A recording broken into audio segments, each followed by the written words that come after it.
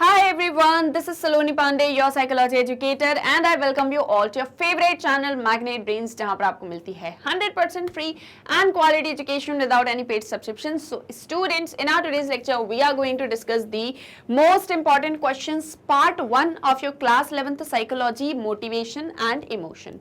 So आज के हमारे इस लेक्चर में हम कहने जा रहे हैं हमारी क्लास 11 साइकोलॉजी का ये जो चैप्टर है मोटिवेशन एंड इमोशन, इसके मोस्ट इंपॉर्टेंट क्वेश्चंस और अभी हम करेंगे part 1 and I hope so कि आपने हमारा जो प्रीवियस लेक्चर था मल्टीपल चॉइस क्वेश्चंस का वो भी देख लिया होगा, चैप्टर अच्छे से कंप्लीट हो गया होगा. So let's start with our question number 1. First we are going to do the very short answer type questions. इसके बाद में हम short answer type questions करेंगे. मतलब इस लेक्चर में आज के हमारे सेशन में हम very short और short answer type questions को आंसर करेंगे. And I hope so कि आपको पैटर्न पता है कि very short answers में आपको कितना लिखना है, कितने मार्क्स का आता है, और short में आपको कितना लिखना है, कितने मार्क्स का आता है. मैं मेरे प्रीवियस लेक्चर्स में ये बार बार आपको बता चुकी हूँ. So I hope so कि ये अभी आपको आइडिया हो गया होगा. So let's start with our first question. That is, what is the focus of biological motives. अब इसमें आप क्या बताओगे कि जो बायोलॉजिकल मोटिव्स होते हैं उनका फोकस क्या होता है. एंड वी ऑल नो कि ये जो हमारा क्वेश्चन है ये वेरी शॉर्ट है. वेरी शॉर्ट में हम कितने वर्ड्स लिमिट्स में क्वेश्चन को आंसर करते हैं, जल्दी बताओ फटाफट से कमेंट सेक्शन में दो आंसर. कितने वर्ड लिमिट में आप वेरी शॉर्ट क्वेश्चन को आंसर करोगे? ये मैं आप ही लोगों के ऊपर छोड़ देती हूँ, है ना. ऐसा आप ही लोग मुझे आंसर करोगे या मैं बता दूं? चलो एक बार और बता देती हूँ जिन्हें नहीं पता है उनके लिए कि जो very short answer type questions होते हैं ये 2 मार्क्स के होते हैं और आपको इनको 30 वर्ड्स में आंसर करना होता है. क्योंकि वर्ड लिमिट भी बहुत कम है, मार्क्स भी बहुत कम है, तो हमसे जितना पूछा जाता है डायरेक्टली हमको बस उतना लिखना है. एक आध एग्जाम्पल लगे तो लिख दो, नहीं तो वर्ड लिमिट के अंदर रह के ही आंसर करना है. क्लियर. अब इस क्वेश्चन के आंसर में क्या लिखोगे? Biological motives focus on the innate biological causes of motivation. कौन कौन से ऐसे बायोलॉजिकल कॉजेज हैं मोटिवेशन के, वो फोकस होता है बायोलॉजिकल मोटिव्स का. जैसे hormones, neurotransmitters, brain structure, hypothalamus, limbic system etcetera. तो ये वो सारी चीजें होती हैं जो हमारे बायोलॉजिकल मोटिव्स का फोकस होते हैं. बायोलॉजिकल मोटिव फोकस किसके ऊपर करते हैं? बायोलॉजिकल कॉजेज ऑफ मोटिवेशन के ऊपर. तो बस यही हमको हमारे आंसर में लिखना है. अच्छा एक और चीज बताती हूँ. जैसे मान लो आपको बहुत अच्छे डायग्राम्स वगैरह बनाने आते हैं, किसी में आप में से किसी की ड्राइंग वगैरह बहुत अच्छी है, तो ब्रेन का स्ट्रक्चर वगैरह बनाने का ना थोड़ा सा प्रैक्टिस करो और फटाफट से उसको एग्जाम में कहीं पे साइड में बना दो. आप मानोगे नहीं, पता बहुत अट्रैक्टिव लगेगा, फुल मार्क्स मिलेंगे आपको. तो अगर है आपके अंदर ये पोटेंशियल है, आपके अंदर ये एबिलिटी है कि आप बहुत अच्छी ड्राइंग वगैरह कर लेते हो, तो वो चीज़ करो. नहीं करोगे तो मार्क्स नहीं कटेंगे, लेकिन कर सकते हो तो कर लेना, थोड़ा सा क्रिएटिव दिखेगा आंसर. ठीक है, तो क्लियर हो गया कि वेरी शॉर्ट क्वेश्चंस को कैसे आंसर करना है. अब सेकंड क्वेश्चन पर आ जाओ. What is the focus of psychosocial motives? Psychosocial motives किस एक चीज पर फोकस करते हैं? तो obviously psychological and social causes of motivation के ऊपर, जैसे कि आप how they interact with each other to produce motivation. यहाँ पे हमारा फोकस होता है साइकोलॉजिकल और सोशल, साथ ही साथ में इन्वायरमेंट. आपका जिस सोसाइटी में आप रह रहे हो, आपका पूरा माइंड साइकोलॉजिकली, और आपका इन्वायरमेंट है ना, सराउंडिंग आपकी, ये तीनों चीजों के बीच में इंटरेक्शन किस तरीके का होता है, ये फोकस होता है साइकोसोशल मोटिव्स का. क्लियर. तो इसी इंटरेक्शन के थ्रू कैसे मोटिवेशन प्रोड्यूस होती है ये भी हमको यहाँ पर पढ़ते हैं. तो ये 2 चीजें फोकस होती हैं, है ना. Now next question. आप देख रहे हो ना कितना सिंपल हमको लिखना है. जितना क्वेश्चन पूछ रहा है बस उतना ही आंसर हमको करना है. आपको लगता है एक आध पॉइंट आप एक्स्ट्रा लिख सकते हो, या आपको कोई और पॉइंट याद आ रहा है जो वर्ड लिमिट के अंदर ही आ जाए. जैसे अगर हम इस क्वेश्चन की वर्ड लिमिट देखें तो ये आपका अप्रॉक्सीमेटली 20-25 वर्ड्स है. आप इसमें थोड़ा एक आध पॉइंट और ऐड कर सकते हो, है ना. मैंने आपको एक जनरल आइडिया दे दिया. अब आप इसको 35 वर्ड्स भी करते हो तो कोई दिक्कत नहीं है, 40 वर्ड्स भी जाता है तो कोई दिक्कत नहीं है, लेकिन हमेशा नहीं कि आप 40 वर्ड्स का लिख रहे हो, क्योंकि ये टाइम भी बहुत ज़्यादा कंज्यूम कर लेगा ऐसे में. तो हमको क्या करना है, जितना क्वेश्चन में हमसे पूछा है बस उतना ही लिखना है और फिर आगे बढ़ जाना है. वेरी शॉर्ट क्वेश्चन सबसे सिंपल होते हैं, बस क्वेश्चन समझ में आना चाहिए. अभी तो डायरेक्ट क्वेश्चन हैं, जैसे जैसे आगे बढ़ेंगे थोड़ा लेवल भी बढ़ता चलेगा. ऐसे ही अच्छा लेवल, मतलब एक मॉडरेट टू डिफिकल्ट लेवल जो है वो आपके एग्जामिनेशन में आता है. तो वो उन चीज़ों का सारा ध्यान रखना. ठीक है, चलो next question. Determine the use of osmo receptors. Osmo receptors का क्या यूज होता है? तो हम बताएंगे कि जो हमारा एंटीरियर हाइपोथैलेमस होता है इसमें नर्व सेल्स होते हैं. इन नर्व सेल्स को ऑस्मो रिसेप्टर्स कहा जाता है. ठीक है। हमारे हाइपोथैलेमस के अंदर नर्व सेल्स होते हैं, इनको ऑस्मोरिसेप्टर्स बोलते हैं, which generate nerve impulses in case of cell dehydration. मान लो अगर सेल डिहाइड्रेशन हो जाता है तो इस एक केस में जो नर्व इम्पल्सेस हैं वो जनरेट होने लग जाती हैं। These nerve impulses act as a signal for thirst and drinking। ये जब नर्व सेल्स जो है मतलब जनरेट होती हैं या इम्पल्सेस क्रिएट करती हैं तो ये हमको एक सिग्नल देता है कि हमको प्यास लगी, हमको पानी पीना है। आपको समझ में आया? ये किससे रिलेटेड है? ये रिलेटेड है आपका थर्स्ट से, है ना। देखो हम नीड्स की बात कर रहे थे तो हमने हंगर, थर्स्ट, ये सारी चीज़ों को डिस्कस किया था। थर्स्ट क्या कि आपको प्यास लग रही है, आप पानी पीना चाहते हो। आपकी बॉडी के अंदर क्या होता है, ऐसा नहीं है कि आपका जो स्टमक है उसके अंदर पूरा पानी भरा हुआ है, जब वो खत्म हो जाएगा तब आप पानी पियोगे, ऐसा नहीं होता है। हमारी बॉडी के अंदर सारे सेल्स आपस में एक दूसरे से कनेक्टेड है, न्यूरोट्रांसमीटर्स हमने पढ़े हैं ना। तो ऐसे ही जो हाइपोथैलेमस होता है ना उसमें ऑस्मोरिसेप्टर्स रहते हैं, नर्व सेल होते हैं। ये नर्व सेल ये बताते हैं कि जो सेल है ना वो डिहाइड्रेट हो चुके हैं। हमारी बॉडी के अंदर जो सेल्स हैं वो डिहाइड्रेट हो चुके हैं, उनमें पानी की कमी हो गई है, अब हमें पानी पीने की ज़रूरत है ना। अब हमको थर्स्ट हो रही है या हमको ड्रिंकिंग करना है, चाहे पानी हो, कोल्ड ड्रिंक हो, कोई भी ऐसी चीज़ है जो आपकी उस थर्स्ट को सेटिस्फाई कर दे। क्लियर? तो ऑस्मोरिसेप्टर्स का यूज़ क्या होता है? थर्स्ट को आइडेंटिफाई करने में या उसके सिग्नल्स प्रोवाइड करने में। Is that clear? ये एक्सप्लेन कर पाओगे आप ना। छोटी छोटी सी फ्लो चार्ट्स बनाने की भी प्रैक्टिस करो, अगर उन्हें आप वेरी शॉर्ट में कर सकते हो तो। जैसे कि आपने बता दिया, देखो कैसे बताओगे आप। आपने बताया हाइपोथैलेमस,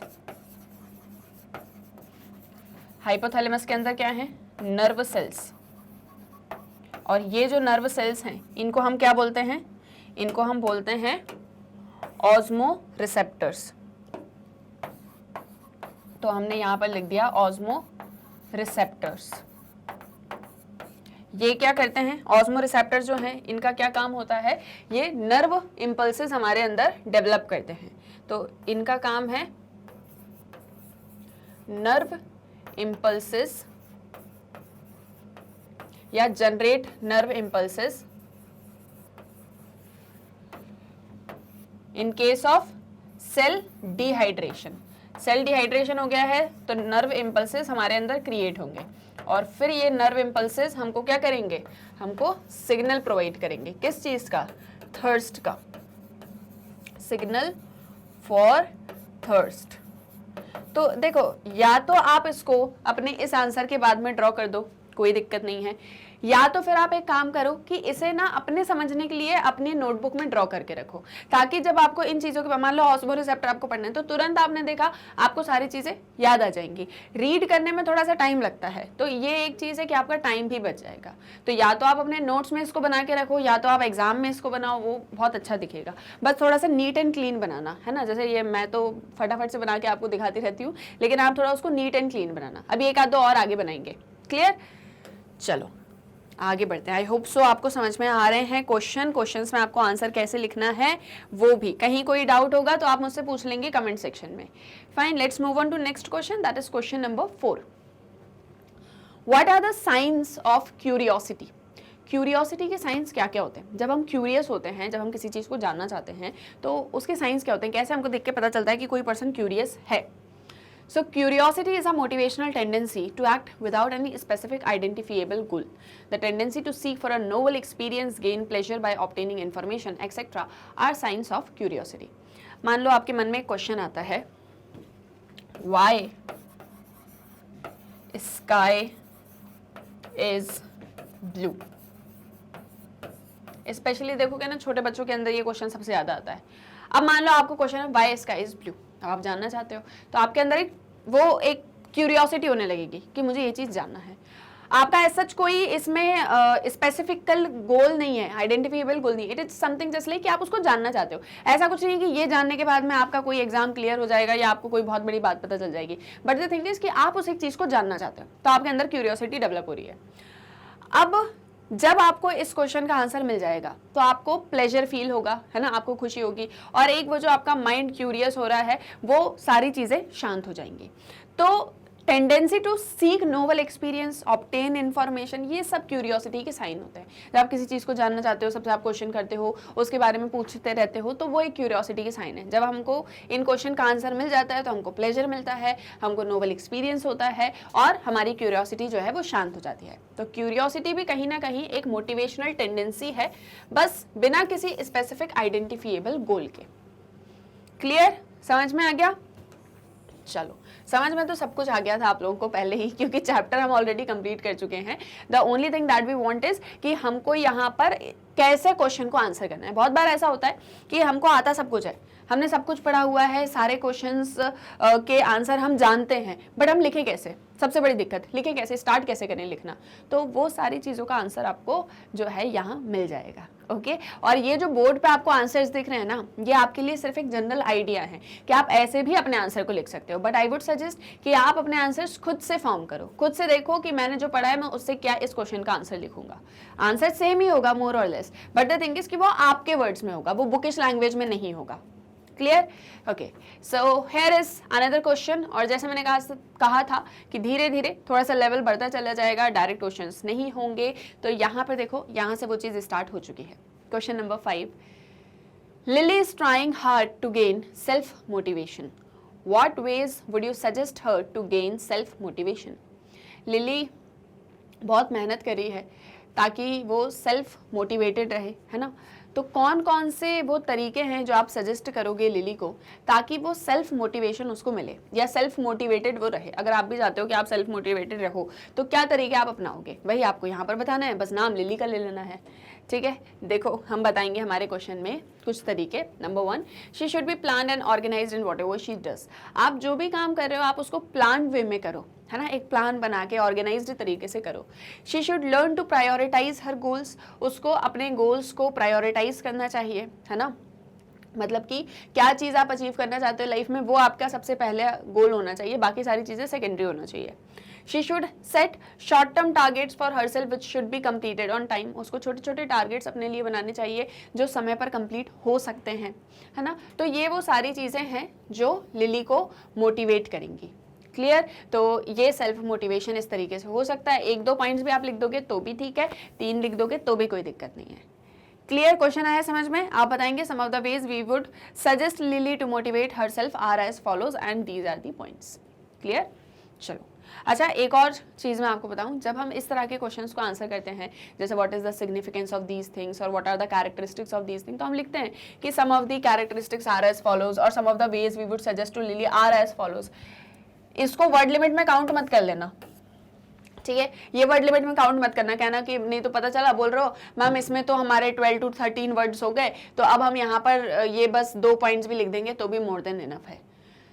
इनफ तो है, लेकिन अगर ये पॉइंट भी लिख दोगे तो कोई मतलब दिक्कत नहीं है, है ना? तो बहुत बार हम लोग ऐसा करते हैं कि यहाँ पर ही 15 एक वर्ड्स का लिख देते हैं, फिर पॉइंट 15 वर्ड्स का एक लिखते हैं, फिर बोलते हैं हमको तो मार्क्स एक ही लिखा मिला, हमने तो 30 वर्ड्स का पूरा लिखा था। तो वो चीज़ मत करना, इसको मत काउंट कर लेना। ये तो हमारा एक पैटर्न है कि हम जब भी किसी चीज़ का आंसर करते हैं तो एक इंट्रोड्यूसिंग लाइन उसकी होनी ही चाहिए, है ना? तो इन चीज़ों का ध्यान रखना। फाइन, बहुत बार क्योंकि ऐसा भी करते हैं स्टूडेंट्स कि इसका 15 वर्ड्स काउंट कर लेते हैं और फिर एक पॉइंट लिख देते हैं 15 वर्ड्स का और बोलते हो गया आंसर कंप्लीट। ये मत करना, ठीक है? चलो, next question, give the meaning of frustration. Frustration क्या होती है भैया?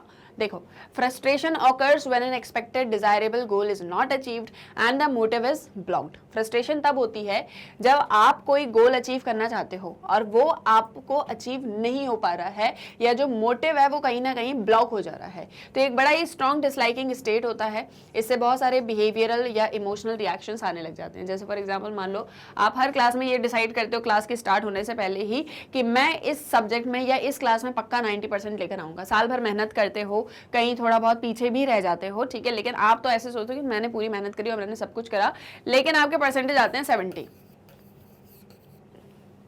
नेक्स्ट क्लास में जाते हो, नेक्स्ट क्लास में भी आप इसी एक गोल के साथ में जाते हो, लेकिन फिर आपके परसेंटेज आते हैं 72। तो वो 90 वाली चीज अचीव ही नहीं हो रही, आप बहुत मेहनत कर रहे हो, दिन रात पढ़ाई कर रहे हो, फिर भी नहीं हो रही है, तो वहां कहीं ना कहीं एक फ्रस्ट्रेशन आने लग जाता है ना? तो ये बड़ा ही डिसलाइकिंग स्टेट होता है। क्लियर? फ्रस्ट्रेशन समझ में आ गया? चलो, now what is conflict? List basic forms of conflict. Conflict क्या होता है, इसके बेसिक फॉर्म्स क्या होते हैं। तो एक पॉइंट कन्फ्लिक्ट पे लिखेंगे और 2 पॉइंट मान लो आप फॉर्म्स ऑफ कन्फ्लिक्ट पे लिख दो, ठीक है। देखो, will write conflict occurs whenever a person must choose between contradictory needs, desires, motives or demands. So there are 3 basic forms of conflict: approach conflict, avoidance conflict, approach avoidance conflict. आप इस question के answer को ऐसे भी लिख सकते हो। पहले आपने मीनिंग बताया, आपने बताया कि conflict तब होता है जब किसी पर्सन को कॉन्ट्राडिक्टरी नीड्स यानी opposite needs, desires, motives, demands, इन सारी चीजों के बीच में चूज करना पड़ता है, तब कन्फ्लिक्ट अराइज होता है। याद है मैंने एक क्वेश्चन एग्जांपल दिया था कि मान लो कोई एक पर्सन है, वो अपनी पसंद की लड़की से शादी भी करना चाहता है, बाइक भी खरीदना चाहता है और अपने पेरेंट्स की बात को भी हमेशा मानना चाहता है, लेकिन उसके पेरेंट्स नहीं चाहते कि उसकी उस लड़की के साथ में शादी हो जाए। तो वो कहीं ना कहीं एक कन्फ्लिक्टिंग सिचुएशन अराइज हो जाती है और इससे फ्रस्ट्रेशन तो होता ही होता है ना। तो ये कन्फ्लिक्ट होता है। तो आपने कन्फ्लिक्ट का मीनिंग बता दिया। अब आपसे उन्होंने पूछा बेसिक फॉर्म्स ऑफ कन्फ्लिक्ट, आप इसका एक फ्लो चार्ट बना दो। आपको ये लिखने की क्या जरूरत है, फ्लो चार्ट भी तो बना सकते हैं ना। देखो कैसे बनाएंगे। हमने यहां पर लिखा बेसिक फॉर्म्स ऑफ कन्फ्लिक्ट, ठीक है। अब हमने इसके बेसिक फॉर्म्स बता दिए। सबसे पहला है अप्रोच है ना। पहला हमारा अप्रोच कन्फ्लिक्ट, फिर अवॉइडेंस कन्फ्लिक्ट, फिर अप्रोच अवॉइडेंस कन्फ्लिक्ट। तो तीनों का नाम लिख दो, यहां पे लिख दो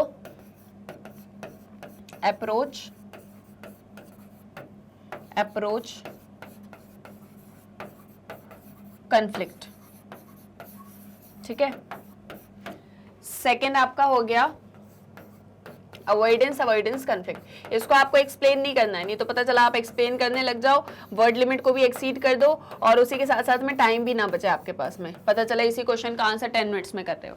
ये मत करना, इनको आपको एक्सप्लेन नहीं करना है, सिर्फ आपको नाम बताना है। तो अवॉइडेंस कन्फ्लिक्ट हो गया। Then you have is approach avoidance conflict. So this is approach avoidance conflict. बस ये आपने फ्लो चार्ट बनाया, हो गया आपका। एक पॉइंट में आपने कन्फ्लिक्ट का मीनिंग बताया, दूसरे में फ्लो चार्ट बना के आपने फॉर्म्स ऑफ कन्फ्लिक्ट दिखा दिए। इससे ज्यादा आपको कुछ नहीं लिखना है, ठीक है। इतना ही आपको लिखना है बस, that is more than enough. Clear है। देखो अब मैं आपको बोल रही थी कि अपने फ्लो चार्ट्स को नीट एंड क्लीन बनाना है ना। कैसे बना सकते हो, थोड़ा स्केल पेंसिल वगैरह लेके चले जाना अपने साथ में, है ना।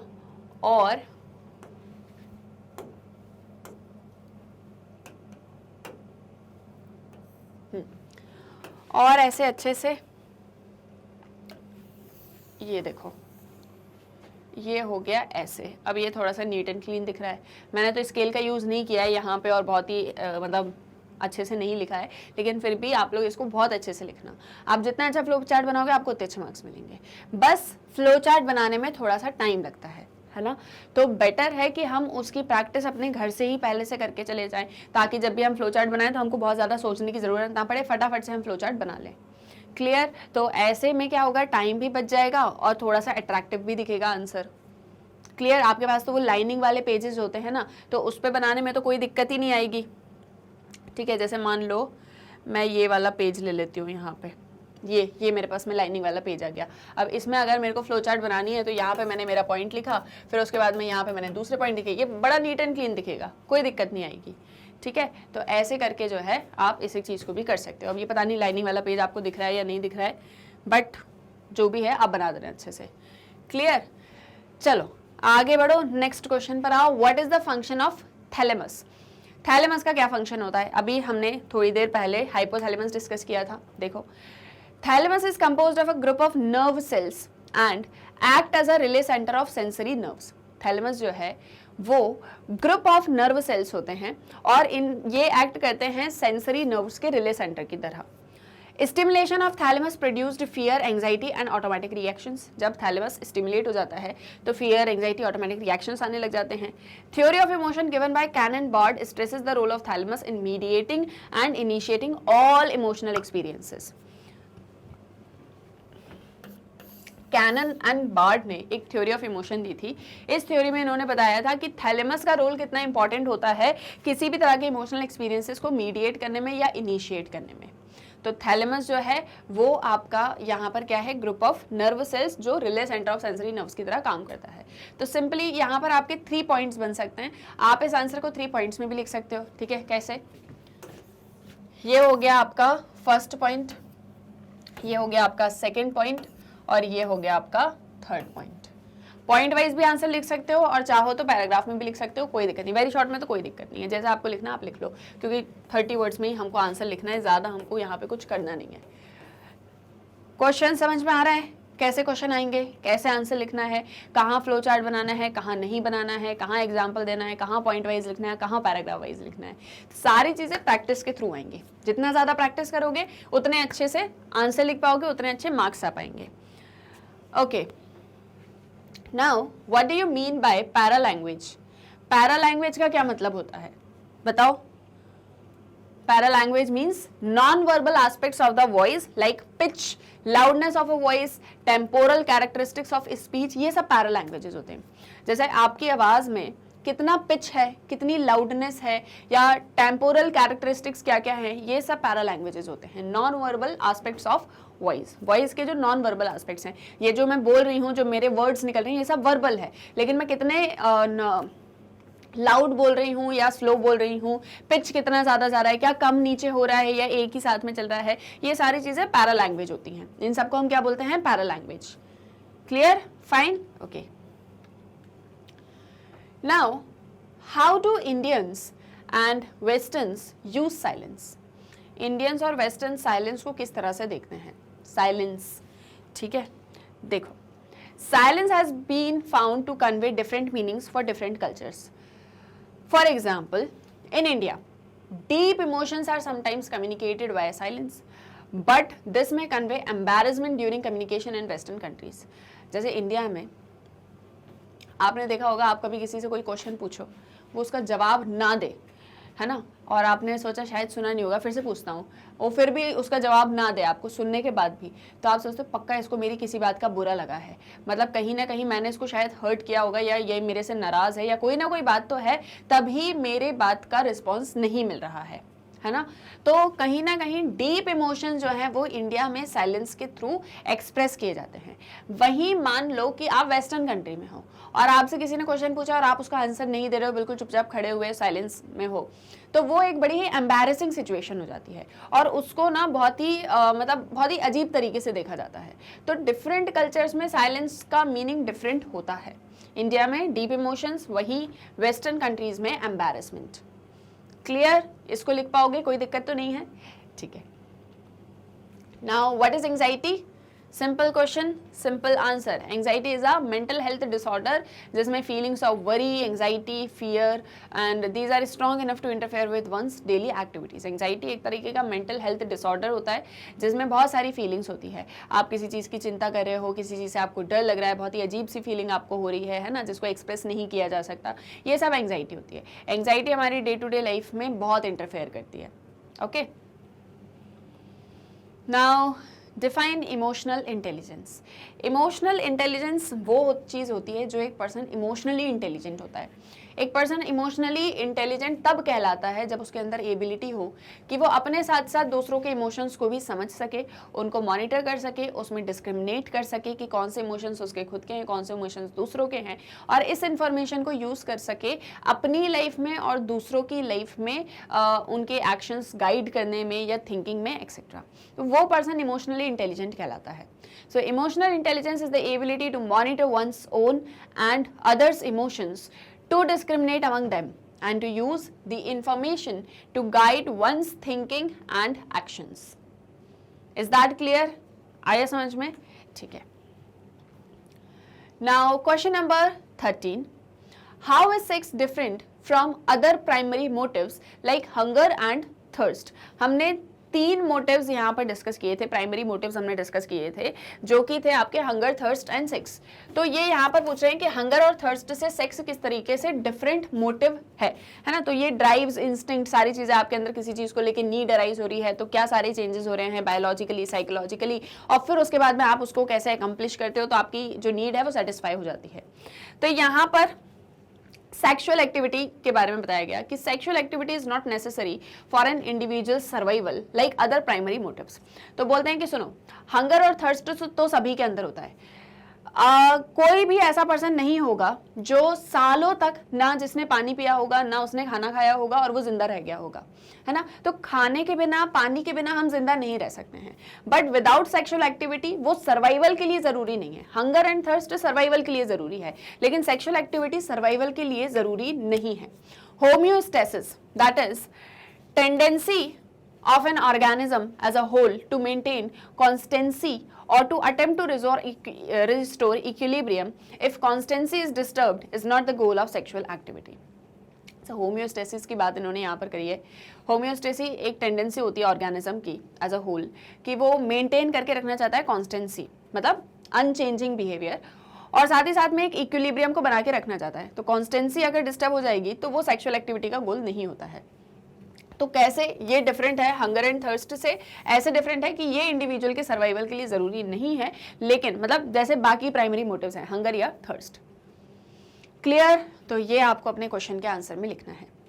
समझ में आया? किसी टॉपिक में अगर आपको डाउट है या कोई टॉपिक आपको समझ में नहीं आया है तो आपको इस वीडियो के डिस्क्रिप्शन में उसका लिंक मिल जाएगा, है ना। तो वहाँ से आप पूरी प्लेलिस्ट देख सकते हो, जो टॉपिक आपको पढ़ना है, जो कंसेप्ट आपको पढ़ना है, चैप्टर रिवाइज आपको करना है, चैप्टर के क्वेश्चन आंसर्स आपको करने हैं, वो सारे आपको मिल जाएंगे, ठीक है। मेरे लेक्चर्स आपको सारे मिल जाएंगे, तो वहाँ से आप उस एक चीज़ को समझ सकते हो। Fine, okay, let's move on to next question, that is question number 14. Differentiate between feeling and mood. Mood and feeling के बीच में आपको डिफरेंस यहाँ पर बताना है। कोई चीज़ आप फील करते हो वो, और मूड क्या होता है वो एक चीज़। सो विल राइट की फीलिंग इंडिकेट्स द प्लेजर और pain dimension of emotion. Feeling के अंदर या तो आप अच्छा फील कर रहे होते हो या तो आप बुरा फील कर रहे होते हो, और ये इमोशन से रिलेटेड होता है, विच यूजुअली इन्वॉल्व्स बॉडीली फंक्शंस, जिसमें बॉडीली फंक्शंस भी इन्वॉल्व होते हैं। लेकिन जो मूड होता है वो एक अफेक्टिव स्टेट है लॉन्ग ड्यूरेशन का, लेकिन इंटेंसिटी उसकी इमोशन से कम होती है। आपका मूड बहुत समय तक खराब रह सकता है, बहुत समय तक अच्छा भी रह सकता है, वो डिपेंड करता है, बट इसकी इंटेंसिटी कम होती है, फीलिंग की इंटेंसिटी ज़्यादा होती है। तो ये डिफरेंस है दोनों के बीच में, ठीक है। आप देख लो, अच्छे से इसको पढ़ लो, बुक से इसको और देखो और इसको पढ़ो, जितना ज़्यादा पढ़ोगे उतने अच्छे से आंसर लिख पाओगे। Clear? Now Why are lie detectors called polygraphs? जो lie detectors होते हैं इनको polygraphs क्यों कहा जाता है? ठीक है, तो हम यहाँ पे लिखेंगे कि lie detectors को polygraph इसलिए कहा जाता है क्योंकि ये ग्राफिकली रिकॉर्ड करते हैं बॉडीली रिएक्शंस को। मतलब आपसे कोई क्वेश्चन पूछा तो आपकी बॉडी के अंदर क्या रिएक्शन हो रहा है, तो आपकी बॉडी किस तरह से अराउज हो रही है। तो अगर आप सच बोलोगे तो बॉडी कैसे अराउज होगी, आप झूठ बोलोगे तो बॉडी कैसे अराउज होगी। तो ये सब लाई डिटेक्टर्स के थ्रू किया जाता है, इसीलिए इसको पॉलीग्राफ्स बोलते हैं। ग्राफिकली आपकी बॉडीली फंक्शंस को या रिएक्शंस को यहाँ पर रिकॉर्ड किया जाता है। क्लियर? आपने कभी देखा होगा लाई डिटेक्टर मशीन वगैरह, तो उसमें साइड में ऐसे पूरा स्क्रीन लगा रहता है, उसमें क्वेश्चन के हिसाब से आपका पूरा ग्राफिकली बॉडी के रिएक्शंस कैसे कैसे हो रहे हैं वो दिखता रहता है। क्लियर? तो इसीलिए इनको पॉलीग्राफ्स भी कहा जाता है। Fine, okay. Next, how do positive emotions help people? जो पॉजिटिव इमोशंस होते हैं वो लोगों को किस तरह से हेल्प करते हैं? सो will right positive emotions give us a greater ability to cope with bad circumstances and quickly return to a normal state. They help us to set up long-term plans and goals, form new relationships. तो जो positive emotions होते हैं वो उनके अंदर बहुत ज़्यादा ability होती है कि वो किसी भी तरह के सर्कमस्टेंसेस को, कितने भी बैड सर्कमस्टेंसेस को जो है उनको कोप अप कर लेते हैं, उनके साथ डील कर लेते हैं और वापस से एक नॉर्मल स्टेट में आ जाते हैं। ये हमको हमारे लॉन्ग टर्म प्लान्स, गोल्स, इन सभी को अचीव करने में हेल्प करते हैं और नई नई रिलेशनशिप्स एस्टैब्लिश करते हैं। तो जो आपके पॉजिटिव इमोशंस होते हैं बहुत ही अच्छे होते हैं आपकी ग्रोथ के लिए। क्लियर? ये भी आ गया क्वेश्चन समझ में? तो क्वेश्चंस आ रहे हैं समझ में, क्या क्या पूछा जा रहा है, किस तरह से आंसर लिखना है वो भी आ रहा है समझ में, कहीं किसी टॉपिक में तो डाउट नहीं आ रहा है, और अगर आएगा तो कहाँ पूछना है, कमेंट सेक्शन में। ठीक है, आई होप सो कि जितना अभी तक मैंने आपको बताया वो सारा कुछ आपको क्लियर हो रहा है। आगे बढ़ें, ठीक है, नेक्स्ट क्वेश्चन पर आ जाए। देखो नेक्स्ट क्वेश्चन, अब यहाँ से आपके short answer type questions start होंगे। अभी तक हमने वेरी शॉर्ट कर लिए, अब शॉर्ट आंसर टाइप क्वेश्चंस करेंगे। शॉर्ट आंसर टाइप क्वेश्चंस आपके दो तरह के होते हैं, एक 3 मार्क्स के होते हैं, एक आपके 4 मार्क्स के होते हैं। जो आपके 3 मार्क्स के होते हैं ये 60 वर्ड्स में आपको आंसर करने होते हैं, और जो आपके 4 मार्क्स के होते हैं वो आपको 120 वर्ड्स में आंसर करने होते हैं। तो इस तरह के क्वेश्चंस में थोड़ा सा इंट्रोडक्शन वगैरह हम देंगे, आंसर को अच्छे से डिस्क्राइब करेंगे, फ्लो चार्ट्स बनाएंगे, एग्जांपल्स देंगे, है ना, थोड़ा सा डिस्क्राइब करेंगे। अभी हम बिल्कुल कन्फाइंड होकर आंसर लिख रहे थे कि जितना पूछा बस उतना ही लिखना है, यहाँ पर आप थोड़ा सा डिस्क्राइब कर सकते हो, थोड़ी सी लिबर्टी आपको मिल गई है। क्लियर? चलो तो क्वेश्चन देखते हैं, और क्वेश्चन में आपको किस तरह से आंसर करना है ये भी देखते हैं। So question number 17, explain the role of bodily movements in communication of emotions. Emotions को कम्युनिकेट करने में बॉडीली मूवमेंट्स का क्या रोल होता है, मतलब आपकी बॉडी किस तरह से मूव करती है तो वो कैसे किसी इमोशन को कम्युनिकेट कर रही है। So look, bodily movements facilitate the communication of emotions, and theaters drama provide an excellent opportunity to understand the impact of body movements in communicating emotions. आपने देखा होगा कैसे मूवीज में, थिएटर्स में, ड्रामास में कैसे इमोशंस को बॉडी के मूवमेंट्स के थ्रू एक्सप्रेस किया जाता है। तो कहीं ना कहीं ये जो बॉडी के मूवमेंट्स होते हैं ये इमोशंस को कम्युनिकेट करने में हमारी हेल्प करते हैं। गेस्चर्स हो गए, प्रॉक्सिमल बिहेवियर्स हो गया, इन सब का रोल बड़ा ही सिग्निफिकेंट होता है। जैसे इंडियन क्लासिकल डांस में इमोशंस को एक्सप्रेस करते हैं आईज के थ्रू, लेग्स के थ्रू, फिंगर्स के थ्रू। डांसर्स को ट्रेन किया जाता है ना, उनको बॉडी मूवमेंट की ग्रामर सिखाई जाती है। नॉन वर्बल कम्युनिकेशन की कैसे आप अपने फेशियल एक्सप्रेशन से जॉय, सॉरो, लव, एंगर और अलग अलग तरह के इमोशनल स्टेट्स को एक्सप्रेस करोगे। तो इस तरीके से बॉडीली मूवमेंट्स का रोल बड़ा ही इंपॉर्टेंट होता है इमोशंस को कम्युनिकेट करने में। Is that clear? आपको आंसर समझ में आया? अब आपको आंसर में कैसे हाइलाइट्स वगैरह करना है। देखो हम क्वेश्चन में, मतलब क्वेश्चन तो हम लोग लिखते हैं, मतलब आंसर लिखते हैं तो पॉइंट्स में लिखते हैं या कभी कभी पैराग्राफ में भी लिखते हैं। तो कुछ इंपॉर्टेंट पॉइंट्स होते हैं जो एज सच यूं ही देखने पर हमको नहीं दिखते। जैसे अब आपने ये आंसर देखा तो आपको दिख रहा है कि बस हाँ कोई चीज़ लिखी हुई है, लेकिन अब मैं इसमें थोड़े से कुछ चेंजेस कर देती हूँ। जैसे मान लो मैंने क्या किया, ये आपको दिख रहा है बॉडीली मूवमेंट्स, ठीक है, और यहाँ पर कुछ और चीज़ें हो गई जैसे कि communicating emotions, so roles of gestures, proximal behaviours. Indian classical dances, what happens that dancers are trained किस चीज़ों के थ्रू इमोशंस को रिफ्लेक्ट करते हैं, eyes, legs, fingers. Body movement का और नॉन वर्बल कम्युनिकेशन का ग्रामर यहाँ पर सिखाया जाता है। तो जॉय, सॉरो, लव, एंगर सारी चीज़ें इसके थ्रू एक्सप्रेस होती हैं। अब आप आंसर देखो, आपको ऑलरेडी दिख रहा है कि कुछ कुछ चीज़ें इसमें हाईलाइटेड हैं जो इंपॉर्टेंट पॉइंट्स लिखे हुए हैं। सेम चीज़ जब आप अपने एग्जाम में करते हो तो ये आई कैचिंग हो जाते हैं, है ना। तो इसीलिए आंसर में हाईलाइट्स वगैरह ज़रूर करना, जहाँ भी इंपॉर्टेंट पॉइंट लिख रहे हो, एग्जाम्पल लिख रहे हो, उसको हाईलाइट कर दो। Clear? Next is Parul met some victims of natural disaster। ठीक है, क्वेश्चन सुनो। ड्यूरिंग हर मेडिकल करियर, अपने मेडिकल करियर के टाइम पर पारुल कुछ नेचुरल डिजास्टर के विक्टिम से मिलती है। She came to know about some people suffering from PTSD। उसको ये पता चलता है कि कुछ लोग हैं जिनको PTSD है। PTSD is nothing but post traumatic stress disorder. Explain about PTSD। PTSD क्या होता है? बहुत सिंपल है ना, हमने बहुत बार पढ़ा भी है। देखो PTSD बेसिकली एक तरह का ऐसा डिसऑर्डर होता है जिसमें एक पर्सन बार बार उन इवेंट्स को या जो भी डिजास्टर हुआ है उसमें जो भी लॉस हुआ है उसको री एक्सपीरियंस करता है। उसको फ्लैशबैक होने लग जाते हैं, डिवास्टेटिंग थॉट्स उसके मन में आने लग जाते हैं, भले ही उस डिजास्टर को बहुत टाइम भी हो गया हो। जैसे फॉर एग्जाम्पल मान लो केदारनाथ डिजास्टर का एग्जाम्पल मैंने आपको बहुत बार दिया है ना। मान लो केदारनाथ डिजास्टर जब हुआ था, है ना, तो वहाँ पे क्या हुआ, क्लाउड बर्स्ट वगैरह हो गया और बहुत ज़्यादा बारिश होने लगी, एकदम फ्लड आ गया, सारी चीज़ें बहने लग गई और जो है माउंटेन्स वगैरह पूरे जो है वो नीचे आ गए। इस तरीके से बहुत बहुत ही मतलब खतरनाक इवेंट था ये। अब इस एक टाइम पर जो भी वहाँ पर मौजूद होंगे उन्हें देखा होगा कि कैसे लोग आपस में यहाँ वहाँ भाग रहे हैं, चिल्ला रहे हैं, अपनी फैमिली को बचा रहे हैं, किसी की डेथ हो रही है, कोई पानी में बह जा रहा है। मान लो कोई इसमें से था जो बच गया, अब वो बच गया, अब उसको क्या होगा इस एक डिजास्टर में, क्योंकि उसने इतनी ऐसी चीज़ें देखी कि शायद डेथ उसके सामने ही थी, है ना, लेकिन फिर भी वो बच गया। तो ऐसी चीज़ों की वजह से क्या होता है कि बार बार वो इवेंट्स ना हमारे दिमाग में फ्लैशबैक होने लग जाते हैं, बार बार हमको वही चीज़ें याद आती हैं, हम सो नहीं पाते, अपने किसी काम पर कॉन्सेंट्रेट नहीं कर पाते हैं, और भले ही उस इवेंट को कितना ही टाइम हो जाए लेकिन वो चीज़ें से रिलेटेड थॉट्स, डिवास्टेटिंग थॉट्स हमारे मन में आते ही रहते हैं, है ना। तो इसे बोलते हैं PTSD। इस कंडीशन में a person is emotionally disturbed and the person fails to adopt an appropriate coping strategy in regular activities। ऐसे में एक जो इंसान होता है वो बड़ा ही इमोशनली डिस्टर्ब हो जाता है, उसको ये समझ में नहीं आता कि उसको कैसे जो है अपनी रेगुलर एक्टिविटीज़ में कोप अप करना है, कैसे आगे बढ़ना है। So emotions manifest in uniquely recognizable patterns with maladaptive behavior like depression and autonomic arousal। तो डिप्रेशन, ऑटोनॉमिक अराउजल, ये सारी चीज़ें यहाँ पर होने लग जाती हैं, इमोशंस जो हैं वो मतलब बहुत ही ज़्यादा डिस्टर्ब्ड हो जाते हैं। Clear? So that is nothing but PTSD।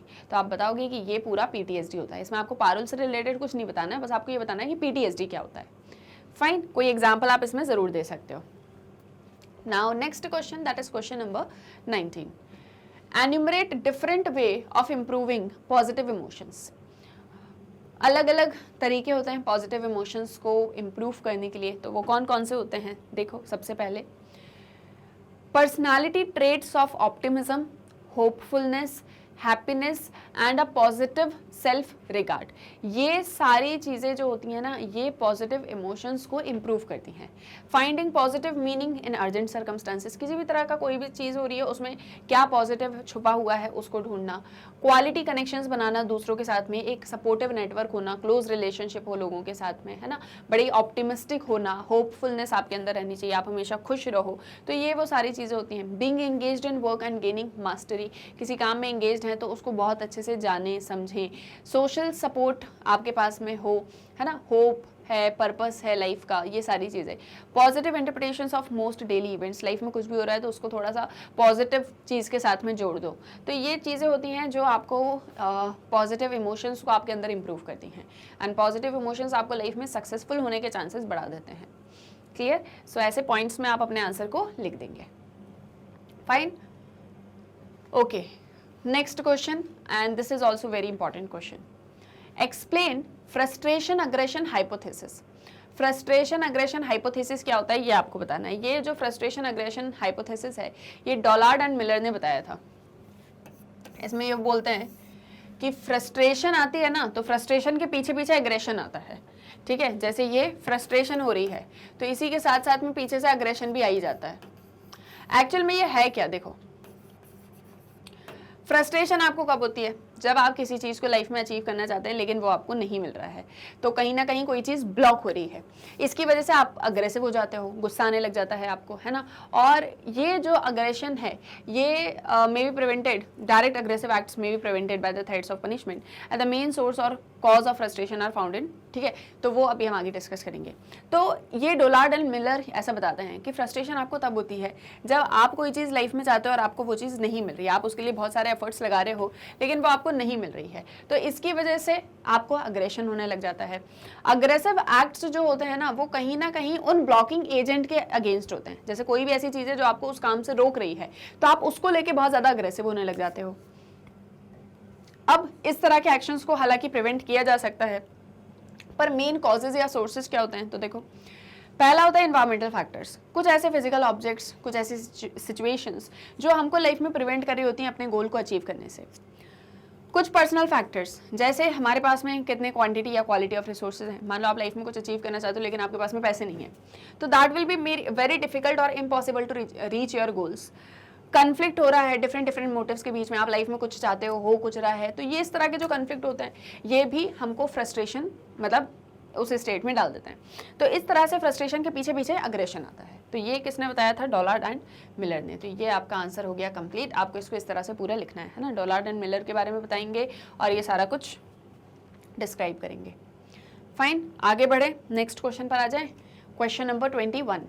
एनिमरेट the ways to motivate yourself and others. आप कैसे अपने आप को या दूसरों को मोटिवेट कर सकते हो। आपको याद होगा अभी थोड़ी देर पहले हमने डिस्कस करा था कि लिली जो है वो सेल्फ मोटिवेटेड फील करना चाहती है, तो आप उसको क्या टिप्स दोगे। तो आप अपने आप को कैसे मोटिवेटेड रखोगे वो तो आपने पहले बता दिया, तो उसी को कॉपी करेंगे। दूसरों को भी आप कैसे मोटिवेट कर सकते हो उसके तरीके आपको यहाँ पर बताना है, ठीक है। देखो सबसे पहली चीज़, be planned and organized in whatever you do. जो भी काम आप करते हो प्लानिंग के साथ में करो, ऑर्गेनाइज्ड वे में करो, अपने गोल्स को प्रायोरिटाइज करो, छोटे छोटे टारगेट्स बनाओ, है ना, जो अचीव हो सकते हैं। छोटे छोटे टारगेट्स को भी अचीव करने में अपने आप को रिवॉर्ड दो, अपनी प्रशंसा करो, अपनी पीठ को थपथपाओ कि वाह यार आपने ये छोटा सा काम था लेकिन आपने इस एक चीज़ को कर लिया, तो एक मोटिवेशन आपके अंदर आता है। अपने आप को कॉम्प्लीमेंट करो, जब भी आप कोई गोल को कोई टारगेट को अचीव कर लेते हो तो उस पर क्या करो, अपने आप को कॉम्प्लीमेंट करो। इसी के साथ में if the targets seem difficult to attain again break them up. अगर आपको ऐसा लगता है कि नहीं यार टारगेट बहुत बड़ा है मेरे से अचीव नहीं हो पाएगा, तो आप क्या करो, उसको फिर से छोटे छोटे पार्ट्स में डिवाइड करो और फिर उसको अचीव करने की कोशिश करो। हमेशा अपने हार्डवर्क के आउटकम को इमेजिन करो कि अगर आपने ये मेहनत करी तो इसका आउटकम कैसा होगा, कितना अच्छा जो है मतलब रिजल्ट आपको इसका मिलेगा। तो उस एक चीज़ के लिए अपने गोल्स अपने टारगेट को सेट करो। ये छोटी छोटी चीज़ें करने से आप सेल्फ मोटिवेटेड फील करोगे, इवन दूसरे भी आपको देख के मोटिवेट हो सकते हैं, है ना। तो this will be the ways to motivate yourself and others. Clear, ठीक है, ये पॉइंट्स लिख लोगे, कोई दिक्कत तो नहीं है। अगर ये 120 वर्ड्स में आता है तो इसको आपको थोड़ा और डिस्क्राइब करना पड़ेगा एग्जांपल्स के साथ में, right. Now discuss about autonomic nervous system, ANS, इसको आपको यहाँ पर एक्सप्लेन करना है। देखो ऑटोनॉमिक नर्वस सिस्टम के अंदर दो सिस्टम होते हैं। मैंने इसका पूरा फ्लो चार्ट आपको बनवाया है, वो पूरा फ्लो चार्ट आपको यहाँ पर बनाना है, ठीक है। देखो जो ऑटोनॉमिक नर्वस सिस्टम होता है वो दो सिस्टम्स में डिवाइडेड होता है, सिंपैथेटिक एंड पैरासिम्पैथेटिक। ये जो दो सिस्टम्स होते हैं ये साथ में फंक्शन करते हैं, इनका एक गिव एंड टेक रिलेशनशिप होती है। स्ट्रेसफुल सिचुएशन में जो सिंपैथेटिक सिस्टम है वो बॉडी को प्रिपेयर करता है सिचुएशन को फेस करने में, और इंटरनल एनवायरनमेंट जो है हमारी बॉडी का या अंदर ही अंदर हमको जो है स्ट्रेंथन करता है, हमारे मतलब हार्ट रेट को जो है कम नहीं होने देता है, ब्लड प्रेशर को बढ़ने या कम होने नहीं देता है, ब्लड शुगर को कंट्रोल करके रखता है। It brings out the state of physiological arousal that prepares the individual for flight और फाइट। ये कहीं ना कहीं एक इंडिविजुअल को प्रिपेयर करता है कि या तो इस सिचुएशन से लड़ो या तो इस सिचुएशन को इग्नोर कर दो, है ना। Now as the threat is removed the parasympathetic system gets active. जैसे ही वो थ्रेट रिमूव हो जाता है तो पैरासिम्पैथेटिक सिस्टम जो है वो हमारा वो एक्टिव हो जाता है और वो हमारी एनर्जी को वापस से रीस्टोर और कंजर्व करने लग जाता है एक नॉर्मल स्टेट में, मतलब बॉडी को नॉर्मल स्टेट में लाने की कोशिश करता है। Though acting in an opposite manner, the sympathetic and parasympathetic system enhance each other in completing the process of experience and expression of emotion. तो कहीं ना कहीं दोनों ही, चाहे सिंपैथेटिक हो या पैरासिम्पैथेटिक हो, ये दोनों ही इस प्रोसेस को कंप्लीट करने में हेल्प करते हैं और हमारे इमोशंस को एक्सप्रेस करते हैं। इसका आप एक फ्लो चार्ट बना सकते हो, मैं फ्लो चार्ट बना के आपको फटाफट से दिखा दे रही हूँ, वैसे ही आपको ड्रॉ करना है। क्लियर, देखो इसी पर ड्रॉ करते हैं। तो आप क्या लिखेंगे, सबसे पहले जो हमारी हेडिंग है कि ऑटोनॉमिक नर्वस सिस्टम कैसे फंक्शन करता है, तो आपने लिखा ऑटोनॉमिक नर्वस सिस्टम, ठीक है। अभी मैंने क्या बताया कि इसके दो पार्ट्स होते हैं, तो हमने ये इसके दो पार्ट्स बता दिए। पहला है आपका पैरासिम्पैथेटिक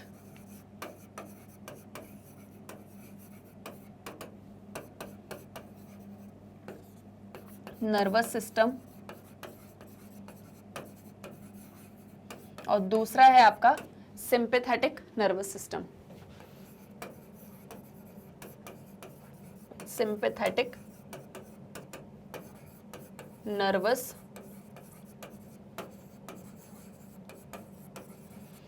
सिस्टम। इसमें आपको क्या करना है, जो सिंपैथेटिक नर्वस सिस्टम है वो बॉडी को क्या कर रहा है, फाइट या फ्लाइट करने के लिए रेडी कर रहा है ना। तो या तो बॉडी फ्लाइट करे या तो बॉडी फाइट करे, है ना, और हमारे इंटरनल बॉडी को पूरा कंट्रोल करके रखता है। वहीं जो आपका पैरासिम्पैथेटिक है वो क्या करता है, brings body into normal state या restores body into normal state, body into normal state। और फिर इसके बाद में आप इसको पूरा अच्छे से एक्सप्लेन भी कर दो, मतलब फ्लो चार्ट भी बना दो और एक्सप्लेन भी कर दो। आपका फ्लो चार्ट दिखेगा भी अच्छा, आपका एक्सप्लेनेशन भी अच्छा दिखेगा। क्लियर? तो ऐसे फ्लो चार्ट्स वगैरह बनाओ, अपने आंसर में मार्क्स मिलेंगे आपको, पता है इसके। तो अच्छे से फ्लो चार्ट्स की प्रैक्टिस करो। ये आपका ऑटोनॉमिक नर्वस सिस्टम हो गया। क्लियर? आगे बढ़ें, चलो देखो।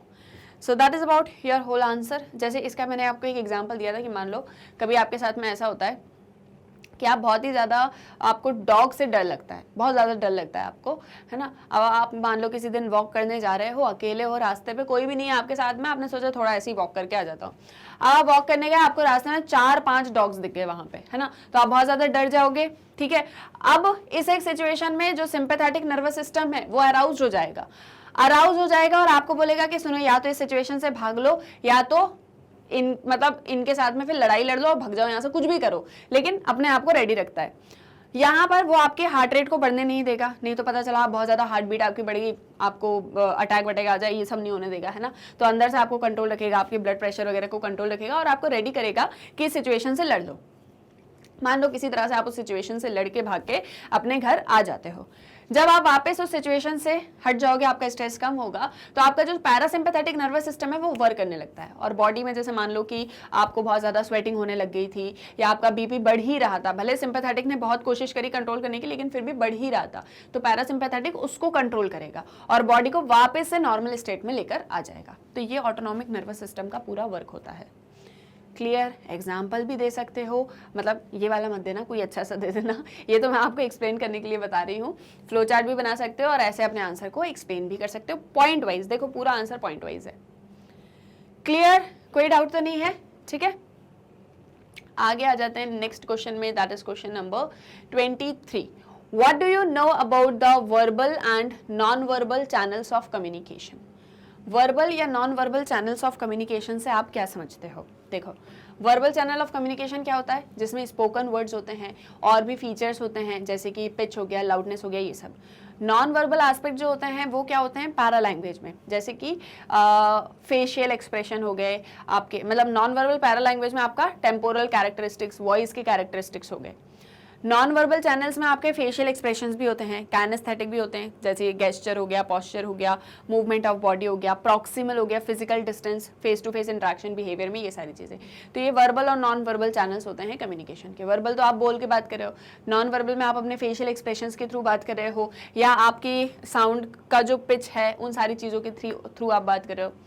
फेशियल एक्सप्रेशन में जो सबसे ज़्यादा कॉमन होता है वो इमोशनल कम्युनिकेशन होता है, जिसमें इंफॉर्मेशन को फेस के थ्रू कन्वे किया जाता है।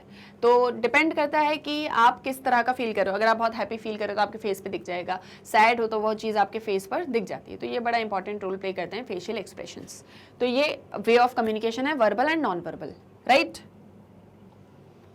Now there has been some research evidence जो डार्विन की फेशियल एक्सप्रेशन थ्योरी को भी कहीं ना कहीं सपोर्ट करते हैं, जैसे जॉय, फियर, एंगर, डिस्गस्ट, ये सारी चीज़ें हमारे अंदर इनबॉर्न होती हैं, यूनिवर्सल होती हैं, इन सबको हम एक्सप्रेस कर पाते हैं। इवन आप किसी बेबी को देखोगे और अगर वो खुश होगा तो आपके फेस पे दिख जाए, उसके फेस पे दिख जाएगा, और अगर वो सैड होगा तो भी उसके फेस पर दिख जाएगा। तो ये चीज़ें हमारे अंदर यूनिवर्सल हैं और इनबॉर्न है। तो that is through facial expression, जो कि नॉन वर्बल कम्युनिकेशन का एक तरीका है। क्लियर? इसमें भी लिख सकते, इसमें भी आप फ्लो चार्ट बना सकते हो। देखो आप इसमें ऐसे कर सकते हो कि कौन कौन से चैनल्स होते हैं कम्युनिकेशन के, तो वर्बल हो गए और नॉन वर्बल हो गए। फिर वर्बल में आपने लिखा कौन कौन से होते हैं, तो स्पोकन वर्ड्स हो गए आपके, और आपकी स्पीच हो गई, ये सारी चीज़ें। नॉन वर्बल में आपके कौन कौन से हो गए, तो आपका पैरा लैंग्वेज हो गया और आपका फेशियल एक्सप्रेशन हो गया। फिर फेशियल एक्सप्रेशन के अंदर भी आपका काइनेटिक, प्रॉक्सिमल, ये सारी चीज़ें हो गई। तो ऐसे करके एक अच्छा सा फ्लो चार्ट आपका बन जाएगा। क्लियर? ये भी आया समझ में? कोई दिक्कत तो नहीं है?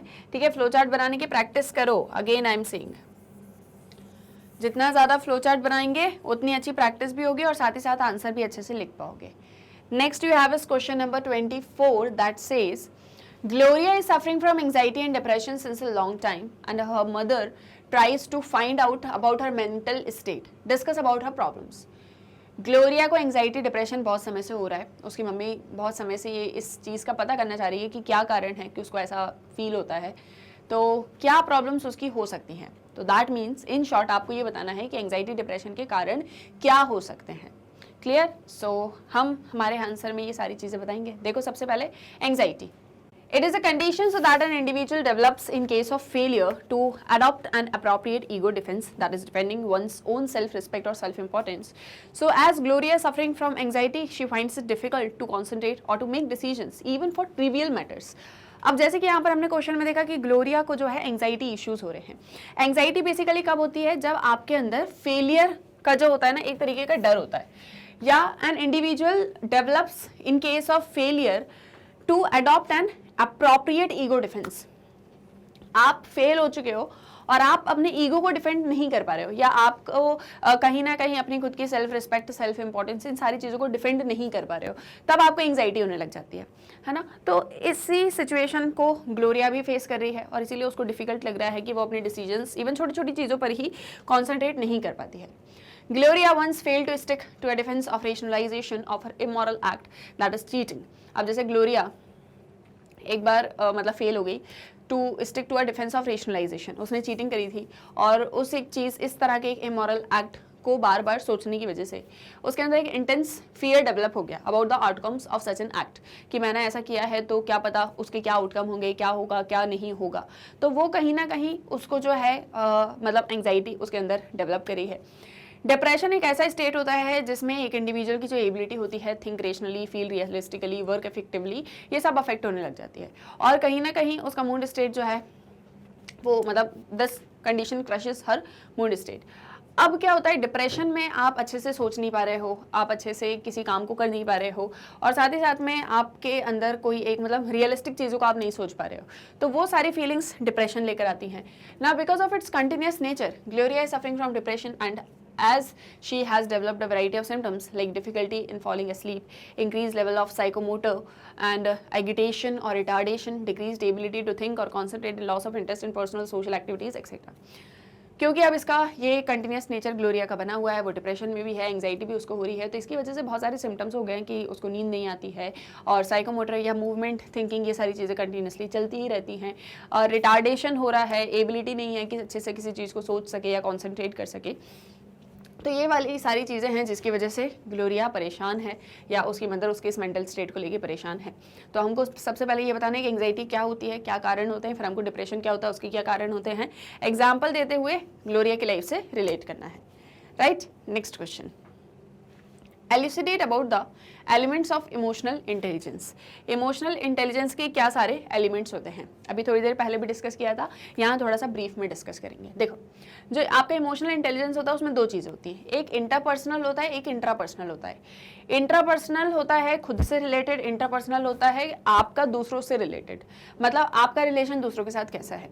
सबसे पहले इंट्रापर्सनल की अगर हम बात करें तो इसमें फैक्टर्स आते हैं ऑफ सेल्फ अवेयरनेस, आप अपने इमोशंस को लेके कितना ज़्यादा अवेयर हो, है ना, और साथ ही साथ में ability to keep negative emotions and reactions under control. कोई भी ऐसी चीज़ जो आपके अंदर नेगेटिविटी लाती है उनको कैसे आपको कंट्रोल करके रखना है और साथ ही साथ में आपको अपने गोल्स को अचीव करना है, अपने अंदर स्किल्स को डेवलप करना है, अपने टारगेट्स को अचीव करने के लिए इनिशिएटिव लेना है, खुद से आगे बढ़ना है। तो ये सारी चीज़ें इंटरपर्सनल होती हैं, अपने इमोशंस को समझना, जानना, पहचानना, क्या चाहते हो क्या नहीं चाहते हो, दैट इज़ इंट्रापर्सनल। इंटरपर्सनल जो होती है वो होती है दो कंपोनेंट्स के बीच में इंटेलिजेंस, मतलब सोशल अवेयरनेस, आप अपनी फीलिंग्स के साथ साथ दूसरों की फीलिंग्स को कितना समझते हो, आप सोशली कितने ज़्यादा कॉम्पिटेंट हो, क्या सोशल स्किल्स आपके अंदर हैं या नहीं है, क्या आपके अंदर एक टीम बिल्डिंग वाली क्वालिटी है, कॉन्फ्लिक्ट मैनेजमेंट वाली क्वालिटी है, क्या आप कम्युनिकेट लोगों से अच्छे से कर सकते हो। सो that is interpersonal element of emotional intelligence. तो दो एलिमेंट्स होते हैं इमोशनल इंटेलिजेंस के, एक इंट्रापर्सनल एक इंटरपर्सनल। इंट्रापर्सनल सेल्फ अवेयर से रिलेटेड है और इंटरपर्सनल जो है वो टू कंपोनेंट से रिलेटेड है एंड सोशल अवेयरनेस से रिलेटेड है। Is that clear? तो ये आपको दोनों पॉइंट्स में लिखना है और आप इसमें एग्जांपल्स भी जरूर देना, ठीक है। चलो, now differentiate between negative and positive emotions. Positive emotions हम 2-3 बार डिस्कस कर चुके हैं, तो एक बार इसका डिफरेंशिएशन और देख लेते हैं नेगेटिव और पॉजिटिव के बीच में। देखो, नेगेटिव इमोशंस जैसे फियर, एंगर, डिसगस्ट, ये सब हमको मेंटली फिजिकली प्रिपेयर करते हैं कि हम किसी चीज़ के लिए इमीडिएट एक्शन लें, ठीक है। जो पॉजिटिव इमोशंस होते हैं जैसे hope, Joy, optimism, satisfaction, gratitude, ये सब कहीं ना कहीं नेगेटिव इमोशंस को इग्नोर करते हैं और हम जो भी मतलब ignore the good and bad and pay attention to the bad in people, situation, events etcetera. तो इसीलिए हमको नेगेटिव इमोशन से दूर रहना है क्योंकि ये हमको बुरी चीज़ों के ऊपर फोकस ज़्यादा करवाते हैं और हमको खुश नहीं रहने देते। वहीं जो आपके नेगेटिव इमोशंस होते हैं ये सारे के सारे क्या करते हैं, ये मेंटली या फिजिकली इमीडिएट एक्शन लेते हैं किसी भी स्टिमुलस को लेके जो कि उनको थ्रेटन कर रहा होता है। For example, if there was no fear we would have caught a poisonous snake in our hand। जैसे मान लो अगर आपको कोई डर ही नहीं है तो आप सांप आपको हाथ में उठा लोगे, ठीक है। तो that is negative emotion. Energise us and enhance our sense of emotional wellbeing. Positive emotion वही हमको एनर्जाइज करता है, हमको अच्छे काम के लिए एक तरीके से एनहांस करता है। Secondly, though negative emotions protect us in such situation, but excessive or inappropriate use of these emotions can become life-threatening to us. It can harm our immune system and have serious consequences for our health. ऐसे तो negative emotions हमको इस तरह के situation से बचाते हैं, लेकिन अगर बहुत ज़्यादा आप emotions को इस तरह के use करोगे, तो ये life-threatening हो सकते हैं। पॉजिटिव इमोशंस में जब आप पॉजिटिव इफेक्ट को एक्सपीरियंस करते हो तो आपको एक प्लेजर वाली फीलिंग आती है और इसकी वजह से आप ज़्यादा पॉसिबिलिटी, ज़्यादा ऑप्शंस अपनी लाइफ में सोच सकते हो, प्रॉब्लम का सोल्यूशन ढूंढ सकते हो, प्रोएक्टिव बन सकते हो। तो ये आपके पॉजिटिव इमोशंस होते हैं। Negative emotion ignore the bad and pay attention to the bad in people, situation, events etcetera. जिनके अंदर नेगेटिव इमोशंस होता है वो गुड को इग्नोर कर देते हैं और बैड चीज़ों के ऊपर ज़्यादा फोकस करते हैं। वहीं जिनमें पॉजिटिव इमोशंस होता है वो गुड पर फोकस करते हैं और बैड चीज़ों को छोड़ देते हैं, ठीक है। तो ये आपके डिफरेंस के पॉइंट्स थे। नेगेटिव में क्या होता है, पॉजिटिव में क्या होता है, एग्जाम्पल देते हुए पूरा एक्सप्लेन कर देना। क्लियर, ठीक है। थोड़ा सा एक जनरल आइडिया मैंने आपको दे दिया। Now next question, question number 27। Emotion is a subjective feeling and the experience of emotion varies from person to person, discuss। Emotion एक subjective feeling है और experience जो है emotion का वो एक person से दूसरे person पर वरी करता है। इसको आपको डिस्कस करना है। मतलब इमोशन सबके अलग अलग होते हैं और साथ ही साथ में ये एक सब्जेक्टिव फीलिंग है। So in psychology attempts have been made to identify basic emotion. It has been noted that at least 6 emotion are experienced and recognized everywhere। Psychology में हमने बहुत सारे अटेम्प्ट्स करे कि हम एटलीस्ट बेसिक इमोशंस को तो समझ ही जाएं और हमको ऐसे 6 इमोशंस मिले जो बेसिक होते हैं, जो सभी के अंदर होते हैं, जैसे anger, disgust, fear, happiness, sadness and surprise. Now Izard has proposed a set of basic emotions. इन्होंने भी कुछ इमोशंस बताए जैसे joy, surprise, anger, disgust, contempt, fear, shame, guilt, interest, excitement with combination of them resulting in other emotional blends. तो ऐसे करके हमने कुछ बेसिक इमोशंस को समझने की कोशिश करी। वहीं प्लटचिक ने भी 8 बेसिक और प्राइमरी इमोशंस बताए और ये जितने भी इमोशंस हैं ये सब अलग अलग मिक्सचर के साथ में हमको देखने को मिलते हैं। जैसे एंगर के साथ में सैड हो गया, तो वैसे मिक्सअप करके अलग अलग इमोशंस बनते हैं। इन्होंने इस तरह के इमोशंस को क्या करा, अरेंज किया अपोजिट डायरेक्शंस में और 4 पेयर्स बनाए, जैसे Joy, sadness, acceptable, disgust, fear, anger, surprise, anticipation. तो ऐसे 4 पेयर्स इन्हें बनाए और इमोशंस को समझने के लिए। पर इमोशंस की इंटेंसिटी वरी करती है। किसी किसी के अंदर कोई इमोशन बहुत हाई होता है, किसी के अंदर लो होता है। क्वालिटी वरी करती है ना, हैप्पीनेस की, सैडनेस की, फियर की। सब्जेक्टिव फैक्टर्स और सिचुएशनल कंटेंट्स भी इमोशनल एक्सपीरियंस को इन्फ्लुएंस करते हैं। ये सभी फैक्टर्स जो हैं, जेंडर, पर्सनालिटी, साइकोपैथोलॉजी, इन सभी फैक्टर्स को, मतलब ये सभी फैक्टर्स जो हैं इसमें कहीं ना कहीं एक बहुत ही इंपॉर्टेंट रोल प्ले कर रहे होते हैं। आपका अपना एक माइंड स्टेट कैसा है, आपका जेंडर, वो भी इन चीज़ों को डिफाइन करता है। So as such emotions subjective feeling है, बट इसको अलग अलग तरीके से डिफाइन करने की बहुत कोशिश की गई। पर्सन टू पर्सन ये बहुत ही ज़्यादा वरी करते हैं। क्लियर, आपको पॉइंट समझ में आ गए? देख लो इधर पे एक बार और क्या क्या सारे पॉइंट्स नोटेड है। इसी तरीके से आपको लिखना है। इजार्ड के बारे में आपको बताना है, प्लटचिक के बारे में आपको बताना है, फिर कैसे उन्होंने कितने टाइप्स के इमोशंस बताए, बेसिक इमोशंस क्या क्या होते हैं। मैंने बहुत अच्छे से आपको ये ना पूरा एक्सप्लेन किया था फ्लो चार्ट बनवा के, तो वो फ्लो चार्ट वगैरह यहाँ पर बनाना, ठीक है। क्लियर है ये? नेक्स्ट है आपका question number 28। The process involved in emotions have been known to be influenced by culture. Explain it with giving appropriate example. जो इमोशंस का प्रोसेस होता है वो कहीं ना कहीं कल्चर से इन्फ्लुएंस्ड होता है ना। तो इसको आपको थोड़ा एग्जाम्पल देते हुए एक्सप्लेन करना है कि कहीं ना कहीं कल्चर हमारे इमोशंस में एक बहुत ही इंपॉर्टेंट रोल प्ले कर रहा है। देखो, current research has dealt more specifically with the issue of universality or culture specificity of emotions. So most of this research have been carried out on facial expression. बोले कि सुनो, culture जो है वो बड़ा ही इंपॉर्टेंट रोल प्ले करता है emotions के साथ में।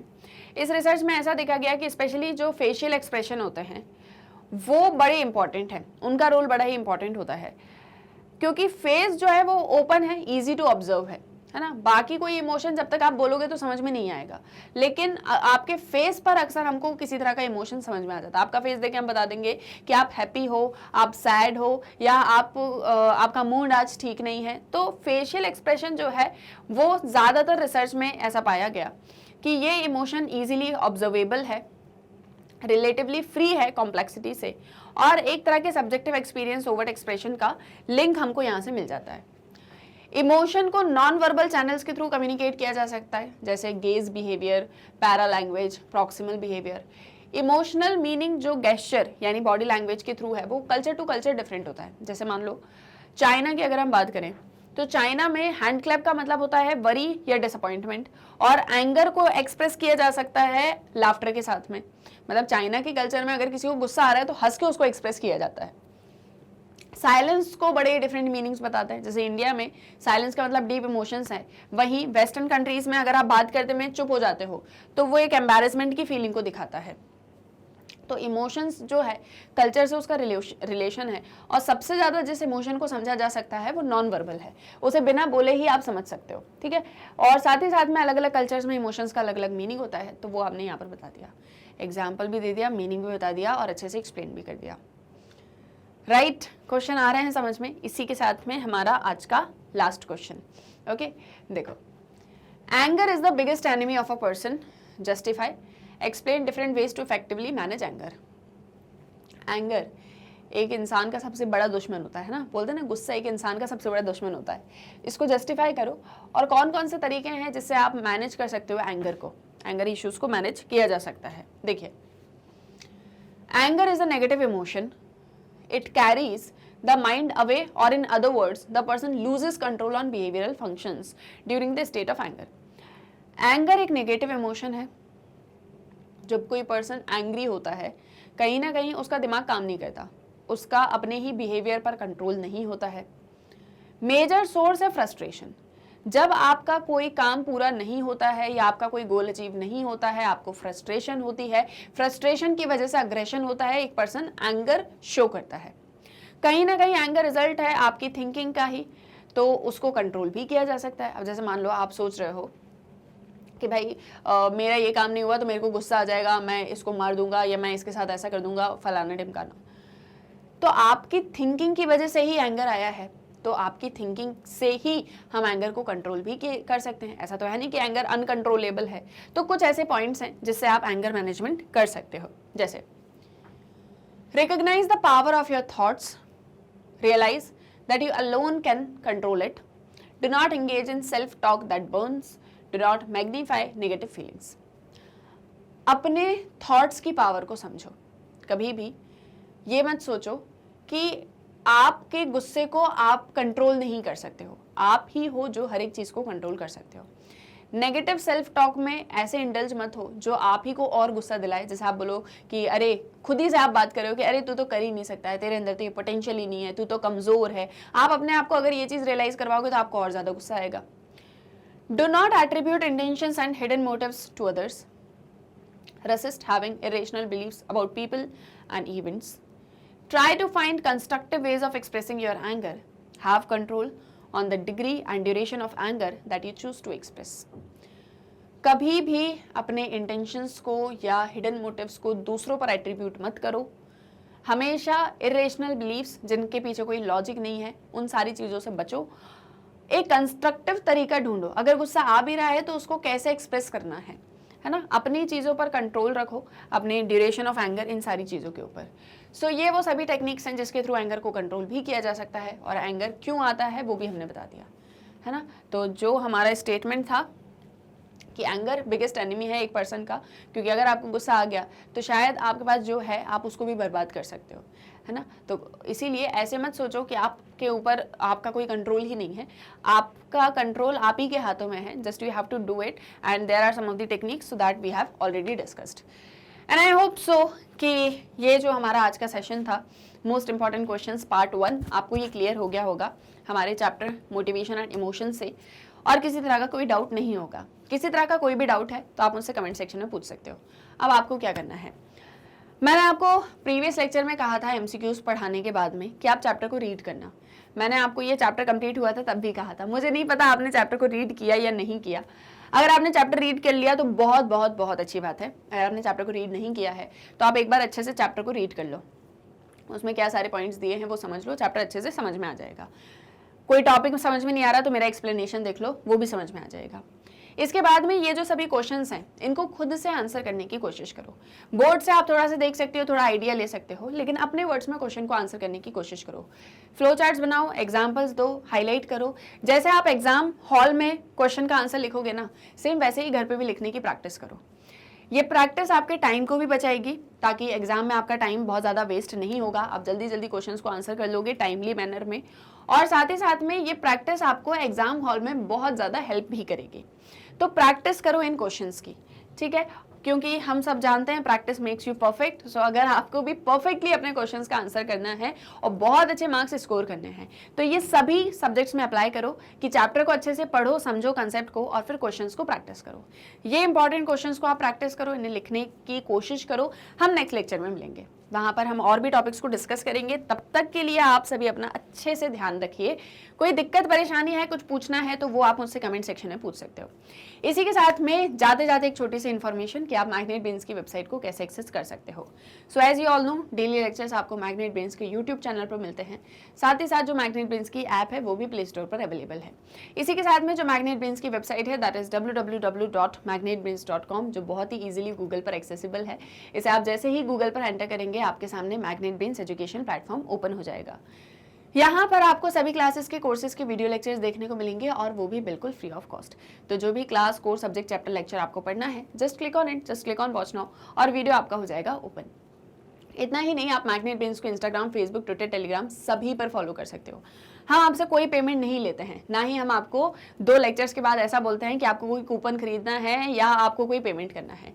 Everything is just free of cost. आप इस 100% free online education with quality and best teachers को बहुत इजीली एक्सेस कर सकते हो। अपने फ्रेंड्स और रिलेटिव्स को भी इसके बारे में बताओ ताकि वो भी इस 100% फ्री एंड क्वालिटी एजुकेशन का बेनिफिट ले सके। साथ ही साथ अब हम मिलेंगे हमारे नेक्स्ट वीडियो लेक्चर में। तब तक के लिए वीडियो को करो लाइक, शेयर एंड सब्सक्राइब। और हाँ, जाते जाते ये याद रखना कि मैग्नेट ब्रेन्स के notes, books and e books का लिंक, इवन मेरे सभी लेक्चर्स का लिंक आपको इस वीडियो के डिस्क्रिप्शन में मिल जाएगा। So for more updates stay tuned with magnet brains. Thank you very much.